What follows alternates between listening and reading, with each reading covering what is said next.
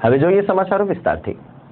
કચ્છની નર્મદા યોજનાના મામલે રાજ્ય સરકાર બિલકુલ નીરસ હોવાનો સનસનીખેજ આક્ષેપ આજે કચ્છ જિલ્લાના અબડાસા વિસ્તારના ધારાસભ્ય શક્તિસિંહ ગોહિલ દ્વારા કરવામાં આવ્યો હતો। વિધાનસભાના પૂર્વ નેતાના જણાવ્યા મુજબ કચ્છને નર્મદાના પાણી આપવા મામલે રાજ્ય સરકારે સતત અન્યાય કર્યો છે અને એક તરફ કચ્છ જિલ્લાને પાણી મળશે તેવો આશાવાદ માત્ર દર્શાવવામાં આવી રહ્યો છે, ત્યારે હકીકત એ છે કે નર્મદાના પાણી પહોંચવાની પહેલા જ તેમાં ગાબડા પડવાની શરૂઆત થઈ ગઈ છે અને જે રીતે નર્મદા કેનાલનું કામ ચાલી રહ્યું છે તે જોતા માત્ર કચ્છના પ્રવેશદ્વાર સુધી જ નર્મદાનું પાણી પહોંચશે તેમ તેમણે જણાવ્યું હતું।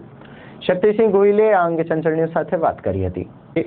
આજે જે કેનાલોના કામ પણ થાય છે, નર્મદાની કેનાલના કામોના જે ડિઝાઇન બની છે, હું એ વિભાગનો મંત્રી હતો, હું જાણું છું, 35 વર્ષ સુધી ગમે તેવો વરસાદ, પાણી, પ્રવાહ જે આવે એક કાંકરી પણ કેનાલની ન ખરે એ પ્રકારનું સ્ટ્રક્ચર બનાવવાની આપણી ડિઝાઇન છે।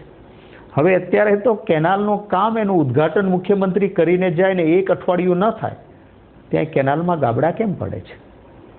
કારણ કે અહીં ભ્રષ્ટાચાર થાય છે અને જો આવી કેનાલો હશે તો કચ્છને તો પાણી નર્મદાનું ક્યારેય નહીં મળે અને આ સંજોગોમાં કેનાલોના કામોમાં જે ભ્રષ્ટાચાર થાય છે એ પણ અટકે એ જરૂરી છે।